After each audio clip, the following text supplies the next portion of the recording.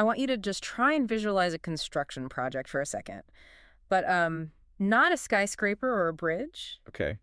I want you to imagine a retail business that sets a target to open one new store every single day. For a whole year. For an entire year. That just sounds like a logistical nightmare. I mean, the paperwork alone for that kind of expansion would bury most companies. It sounds impossible, right? But that is exactly the scale we are dealing with today. We are looking at Jubilant FoodWorks, or JFL. Right. And in fiscal year 25, that was the pace they were hitting. It's staggering. And I think for most people, when you hear Jubilant FoodWorks, you immediately think Domino's Pizza India. Of course. And look, that's fair enough. It's their flagship. Right. And if we were just talking about a pizza franchisee, selling pepperoni slices, this would be a very short deep dive. Very short.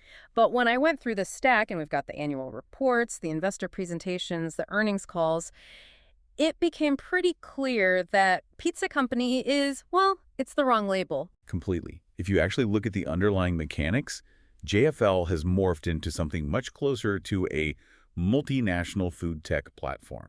And that is the mission for this deep dive. We need to unpack how they're making that transition. We're going to talk about how they're courting Gen Z with something called Volcano pizzas, how they're navigating massive inflation, and this was my personal favorite thing in the research, how they're using a hipster rabbit to conquer the coffee market in Turkey. The hipster rabbit is a brilliant case study in branding. We will definitely get to that. But the through line here, for you listening, is really about operational density. How do you scale quality and speed when you're growing that fast? So let's start in the engine room. Domino's India. Despite all the new shiny objects we're going to talk about, this is still the beast that funds everything else. It is. But the data shows they've had to pivot their strategy a bit recently. They have. It's a classic turnaround story happening inside a success story. If you look at their recent metrics, the obsession isn't just store count anymore. It's shifted. It shifted to order volume and customer acquisition. Yeah. They realized they needed to widen the funnel. And one of the ways they did that really caught my eye because it seems... well, frankly, it seems a little ridiculous at first. The Volcano pizza. The Volcano.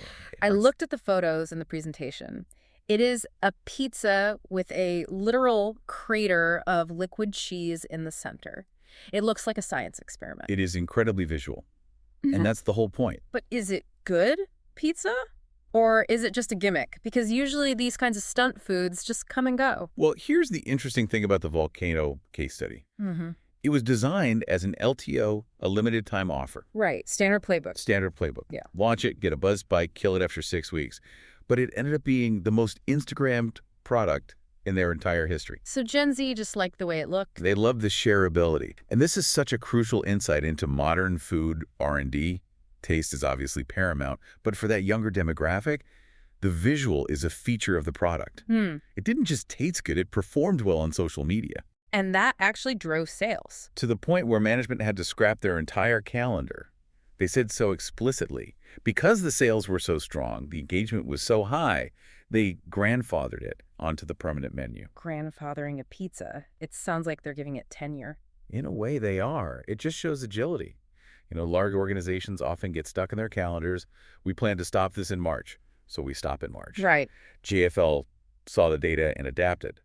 They realized that for this demographic, the crave factor is completely linked to the social factor. Okay, so you hook them with the liquid cheese crater, but acquisition is one thing, right? Retention is the hard part. Always. This brings us to Cheesy Rewards. Their loyalty program. Now, I have to be the cynic here. Every single app on my phone has a loyalty program. Buy 10, get 1 free. It feels like a commodity. Is JFL actually doing anything different here? On the surface, it looks standard. Order 6 pies, you get a reward. But when you dig into the expert commentary and the data analysis, it's actually a behavior modification tool. Behavior modification. That sounds a little ominous. It's just smart economics. I mean, They have over 20 million customers enrolled. And what they found is that enrollment creates stickiness. But more importantly, it creates forgiveness. Explain that. How does a loyalty point make a customer forgiving? The executives tracked the Net Promoter Score, the NPS of members, versus non-members. Okay. Once a customer gets close to a reward, say they're at 4 or 5 orders, or once they've redeemed that first free pizza, their satisfaction scores just skyrocket. Because they're invested. They have skin in the game. Exactly. If you're a random customer and your pizza's 10 minutes late, you might just delete the app and try a competitor. Sure. But if you're 5 orders into a buy 6, get 1 cycle, you're much more likely to just shrug it off. You're working toward a goal. So the loyalty program is actually building a buffer against operational failure. Precisely. It buys them a margin for error. And in a delivery business where rain, traffic, and mechanical issues happen all the time, that buffer is incredibly valuable. Speaking of mechanical issues and tech, JFL keeps calling themselves a tech powerhouse. Now, I see this in every investor deck. We are a mattress store. We're a tech company. Right. Is JFL actually building tech, or are they just licensing it? No. This is the classic build versus buy debate, and JFL has gone hard on build. They have a 250-person tech team. That's the size of a small software startup. It is. And they built their own point-of-sale system, their POS system called Elate. But why bother? I mean, you've got Oracle, you have Micros, you have a dozen off-the-shelf systems. Why spend the money to reinvent the cash register? Because off-the-shelf software is generic. It doesn't know your specific business bottlenecks. Elate is Android-based and cloud-first. It integrates everything inventory, the kitchen display, the rider's GPS into one single brain. So it's all about speed. Speed and data. They also have something called store.ai. This system uses historical data to redefine delivery zones in real time. How specific does that get? Very. It predicts staffing needs based on local events. If Store AI knows there's a huge cricket match starting in 30 minutes, it nudges the store manager to prep more dough and have more riders on standby. So it's predictive logistics. Yes. And my favorite example of their tech prowess has to be the delivery on train feature. I saw that. Ordering a pizza to a moving train, that sounds like a disaster waiting to happen. It's a logistical marvel. I mean, just think about the variables. The train is moving. It might stop at a platform for maybe 2 minutes. The train could be delayed. Exactly. The kitchen is static. You have to synchronize the baking of the pizza with the arrival of a specific train car at a specific platform. I'm in seat 4B, passing through Kanpur. Precisely. And to execute that successfully requires this deep back-end integration between railway schedule APIs and the kitchen workflow. You just can't do that with off-the-shelf software. That is their moat. Okay, I will grant them the tech company badge for that one. Now let's zoom out. We've been talking India, but the stack highlights a pretty significant international footprint. It's a massive part of the growth story. Turkey, Bangladesh, Sri Lanka. But Turkey is the real standout here. Because of the coffee. Because of COFFY. Right, COFFY, COFFY. This is where we meet the hipster rabbit. So paint the picture for us. What is this brand? So COFFY is a brand that JFL owns outright in Turkey. They didn't franchise this, they built it. Okay. And it's targeting the youth demographic students, young professionals. The whole vibe is very modern, lots of black and white, very stark. And the mascot is a rabbit that looks like it listens to obscure vinyl records. It sounds like every coffee shop in Brooklyn. Visually, yes. But the business model is the aha moment. Go on. Turkey has been going through incredible inflation. Hyperinflation, really. Prices change constantly. Consumers are stressed. So how do you sell coffee in that environment? You simplify. COFFY uses a single price point model. How does that work? It means every small coffee is one price. Every medium coffee is one price. Doesn't matter if it's a complicated latte or a simple Americano. If it fits in the medium cup, it costs X. That's fascinating, because usually companies try to upsell you on the oat milk, the extra shot, the syrup. Exactly. Yeah. But in a high inflation market, that complexity creates what they call menu anxiety. Yeah. You don't know what you're going to spend. Right. By flattening the pricing, COFFY signals value and stability, and the volume confirms it works. It's already the 5th largest cafe brand in Turkey. They have 89 stores. What about the margins? Because usually value means low margin. They're seeing 12 to 13% margins with a 2.5-year payback period on the stores. Wow. For a physical retail store, getting your money back in 2.5 years is basically a cash machine. No, there was a phrase in the transcript that made me laugh. The Indian management team admitted to shameless copying. Yes. You don't usually see executives with that much candor. It was refreshing. They said, we are shamelessly copying from Turkey, but they're not copying the coffee recipes. They're copying the inflation playbook. Correct. Turkey is the stress test. In Turkey, they sometimes have to review prices every fortnight, every 2 weeks. The team there develops systems to manage that volatility without alienating customers. So the India team is looking at that and saying, okay, if they can survive that, we can use those same tactics to manage our cost pressures here. So it turns the international division into an R&D lab. Exactly. It's not just revenue diversification, it's intellectual diversification. Let's pivot to the other pillars of the food tech empire. We have pizza, we have coffee, now we have chicken and Chinese. Popeyes and Hong's Kitchen. This is segment 3 of this strategy. Building distinct zones. Popeyes is a global giant, but JFL seems to be tweaking the model for India.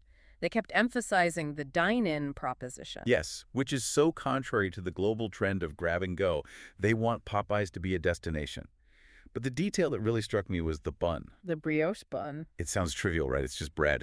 But the report highlights that the JFL R&D team in India developed this brioche bun in-house. They didn't just import the recipe. Why does that matter? It proves they aren't just operators. A standard franchisee takes a manual from headquarters and just follows the instructions. Right.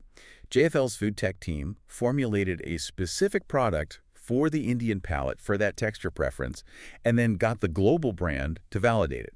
It shows a really deep R&D capability. And then there's Hong's Kitchen. This is their own brand, right? Not a franchise. It's fully owned. This is their play for Chinese cuisine. Which is huge in India. It's massive. Yeah. But it's completely unorganized. You have high-end fine dining on one end, and then you have street stalls. Punjabi food. Right. There is no Domino's of noodles. There is no reliable, hygienic, mid-tier delivery brand. That is the white space they're attacking. Yes. The CEO has this philosophy he calls 3F, fresh, fast, and free delivery. Mm-hmm. He believes if you can hit those three, it doesn't matter if you're in a Tier 1 metro or a Tier 4 town. The demand is universal. Now, you mentioned free delivery. That's a dangerous promise when fuel prices are going up. Which brings us to sustainability. And I'm always skeptical when big corporations talk about being green. It usually feels like PR fluff. We planted a tree, buy our pizza. I share that skepticism. But the sheer scale of JFL's EV fleet forces you to take it seriously. Okay, what are the numbers? They are operating one of India's largest EV fleets. The number is 16,853 electric vehicles. 16,000. Okay, that is not a pilot program. No, that's 56% of their entire fleet. Yeah. And for the new brands, for Popeyes and Hong's, it's 100% electric from day one. But let's look at the motivation. Is this really about saving the planet, or is it about the P&L? It's absolutely about the P&L. It's an inflation hedge. Think about it. If your business model is built on free delivery, your biggest variable cost is fuel. Right. If petrol prices spike because of geopolitics, your margin gets wiped out. So by moving to electric, they decouple their delivery costs from the price of oil. Exactly. They're locking in a much more predictable operating expense. The fact that it also reduces carbon emissions is a great bonus, but the driver is financial sustainability. It safeguards that free delivery promise. That makes more sense. It's a CapEx investment to protect OpEx. Correct. And they're applying that same rigor to supply chain ethics. They have a no antibiotics ever policy for all their poultry. Which is incredibly hard to enforce at scale. It requires deep integration with your farmers, and 96% of their ingredient manufacturers are GFSI certified. That's the Global Food Safety Initiative. And again, this isn't just about being good. Not at all. One food safety scandal can destroy a brand. Locking down the supply chain is just smart risk management. Let's talk about the money, the financial health, because scaling this fast, opening a store a day, that has to burn a lot of cash. It does. And yet they're maintaining EBITDA margins around 19.3%. How? A few ways. One is something called Project VJ. Which is? It's their internal efficiency program. It's the boring stuff, really. Renegotiating rents, optimizing truck routes, cutting waste, but it adds up to millions in savings. And they also restructured the regions, right, from 4 to 7. They did. Why slice the pie thinner? To get closer to the micro markets. India is not one market. A neighborhood in Mumbai behaves completely differently than a suburb in Chennai. True. By creating smaller regions, the leadership teams can react faster to local competition and, local tastes. There was one technical point in the financials I wanted you to unpack. It's a bit in the weeds, but I think it's important. They mentioned inventory valuation helping their margins. What does that actually mean? Right. This is the accounting bit. So JFL holds a lot of inventory: cheese, flour, tomato paste. Okay. In an inflationary environment, the price of those goods just keeps going up. So let's say they bought cheese 3 months ago at $5. Today, the market price is $7. Got it. When they use that cheese, they're using cheap inventory to sell a pizza at today's prices. That creates a temporary boost in their gross margin. So it looks like they're making more money, but it's really just because they bought the ingredients before the price hike. Exactly. It's a holding game. And the management was transparent about this. They admitted that some of their margin stability came from this phenomenon. The risk, of course, is that eventually you run out of the cheap cheese. And you have to restock at the new higher price. Right, so the margin benefit is temporary, but it helps cushion the blow while they implement other efficiencies, like the EV fleet or those menu price adjustments. So, bringing this all together, we started by asking if they can really pull off this food tech transformation. And I think the evidence suggests they are well on their way. They are not just a pizza franchisee anymore. They're a logistics company. They are a logistics platform that happens to sell food. They have the proprietary tech stack with Elate. They have the energy infrastructure with the EVs. And they have the R&D capability to launch their own brands from scratch. And that leads me to my final provocative thought. We spent a lot of time on the Hipster rabbit. Or why? It's crushing it in Turkey, single price point, cool vibe. Yep. JFL has the infrastructure in India. They have the real estate. They have the tech. What is stopping them from bringing the Hipster rabbit to India? That is the billion-dollar question. The Indian cafe market is booming, but it's very top-heavy. Starbucks and Tim Hortons are expensive. There is a massive gap in the market for a value coffee player. If they bring a single price point coffee brand to India using their existing supply chain, that could be a massive disruption. The pieces are definitely there. Now, they haven't announced it, but if I were a competitor in the Indian coffee space, I would be looking over my shoulder at that rabbit. Me too. So, for you listening, the next time you order a Domino's pizza and it arrives in 20 minutes, don't just check the toppings, look at the bike. If it's electric, you are seeing their inflation hedge in action. And if the app nudges you to order just one more time to get that free pie, know that they are hacking your dopamine to make you a more forgiving customer. And judging by the numbers, it works. It definitely works. Thanks for deep diving with us into the machinery of Jubilant FoodWorks. We'll catch you on the next one.